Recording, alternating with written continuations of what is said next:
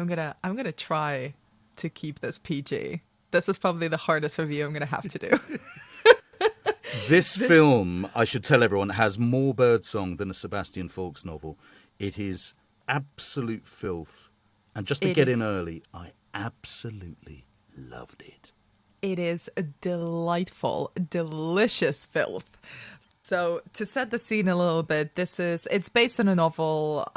It's adapted by Michael Caton Jones, who, for anyone who's not familiar, is actually like a really big up-and-coming hotshot director in the late 80s, early 90s. He directed He did Scandal. Rob Roy, didn't he? Yeah, and before that, he broke out with Scandal, which was a Palace Pictures production, a production and distribution company that is one of the most fascinating chapters in British film history. Absolutely obsessed with it. That's for another thing. But so he optioned this book way back in 98, and this film actually premiered, I believe, at the London Film Festival, which is where I saw it for the first time in 2019, and it's only coming out now in 2021. And it's set in 96, and it basically follows a group of Catholic school girlfriends, all girls who are very rowdy, very horny, and very aggressive about all those things. And they all sing in a choir, and the premise is that they're all going to Edinburgh for a trip to sing in this particular choir. You obviously all go to Catholic school, but freely, they don't really care about the choir. They just want to go and try to have sex with as many sailors or random men as they possibly can. And I think the best... It's like a really raunchy On the Town, isn't it? The best way to describe this film is like a 90s girly Superbad. That's what it feels like. Right. You know that brand of teenage raunchy comedy where the whole premise of the film really is just to get laid? It's very rare that we see this type of film from a female perspective, from kind of a girl gang perspective. And it's just delightful. I rewatched it last night, and it's just as delightful as the first time. And it's got, I think, one of the difficult things about these kind of raunchy teenage comedies is to give them heart. And this film has so much heart. The one of the characters, Orla, had been suffering from leukemia, and she got better.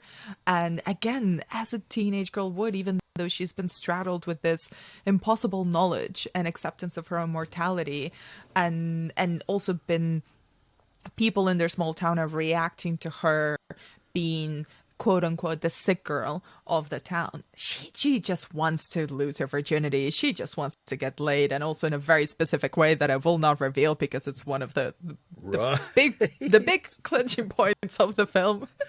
It's the eye opener, isn't it? It really is. And the tensions and the dynamics between the girls are so great.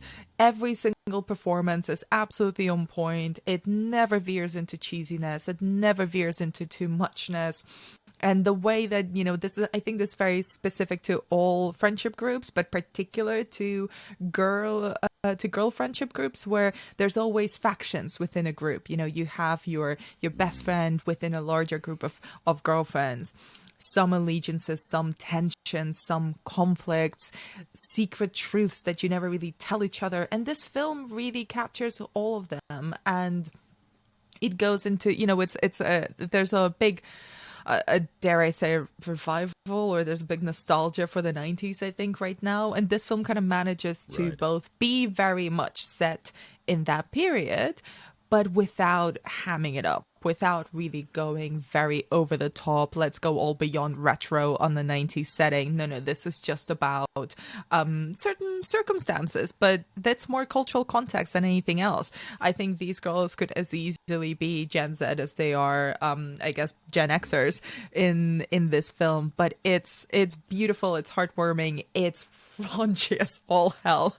Absolutely do not take your kid siblings or anything like that to this, but I would absolutely have loved to see this film at a sleepover with girlfriends. Let them discover it on their own. Yeah, absolutely. Exactly. This is exactly the film you discover at underage at the age of 14 or whatever, and just absolutely lap up. It's interesting. I mean, I'm aware that we're both using the word raunchy like a couple of repressed supply teachers, but the fact is, it's a really Rufus. Well, I shall.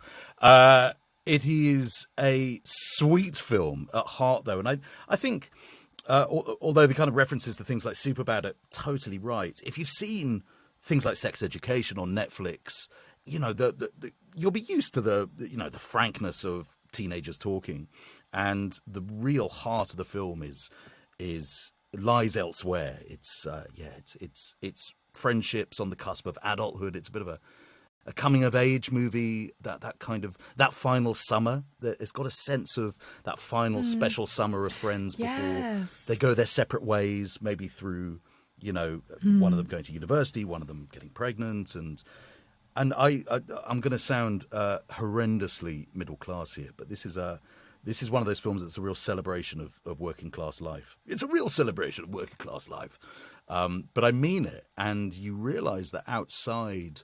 It is very rare to see films, especially period films, which this effectively is, focusing on working class life outside of London and the southeast. And in that sense, this reminded me of Alan Parker's The Commitments to some extent. Films that really just get under the skin of a community, and in this case, a small community, because this is partly set in Edinburgh, but it's mainly set in Fort William, which is this naval base, and you have these extremely sort of phallic shots at the beginning of submarines breaking the waves, and the cinematography I thought was beautiful. It has a lot of kind of Catholic imagery, and as Anna said, a very, very shocking, kinky Catholic fantasy, which you sort of think is just going to be mentioned but never gone through with on film, and then it does, and it takes a lot to shock me. But that was a moment where I kind of thought, wow, this film is really. Well, I thought it was incredibly embracing of the burgeoning teen girl sexuality, and I think all the characters, I think this is down to the performances as well, spoke about it in a way that never feels kind of like it's playing it for laughs excessively. Some of the scenes are, but I think that's also very genuine to the teen girl experience, and that kind of last summer sensation that you were mentioning, I think is incredibly accurate, and it really reminded me of this annoyingly underseen 90s film called Now and Then, which also is very explicitly kind of about the last summer in a group of preteen girls, and that those tensions that exist. It really reminded me of that kind of in the spirit that it's trying to capture. And yeah, it's great fun. It's got a lot of heart. I really, really recommend people watch this. And I think for anyone who's known or been a teenage girl, this is going to hit all the right notes. I want to give a quick shout out to Abigail Laurie, the actress who plays Fanula in this. She's a wonderful character who's sort of exploring her own identity kind of through the film. And I did Abigail's first ever show about 7 years ago. We were both in a show called The Casual Vacancy, which was an adaptation of J.K. Rowling's book, and it was Abigail's first thing, and I think she was only about 17. And I vividly remember I was playing Michael Gambon's son, and the producers in the middle of our scenes would be talking about this amazing young girl, Abigail Laurie, who was playing this character, and me and Mike would say, "What's going on?" Because our scenes never intersected. And then I watched a screening, and I saw what all the fuss was about. They were so excited to have uncovered this brilliant young actor. And 6-7 years on, Abigail's just maturing into this formidable force. So it was particularly gratifying for me to sort of see her sort of, ruling in a film that in itself kind of rules. And I'm going to say it now is on the shortlist for my film of the week. But anyway, that is Our Ladies, which is out, hopefully, everywhere or in as many places as possible this coming week.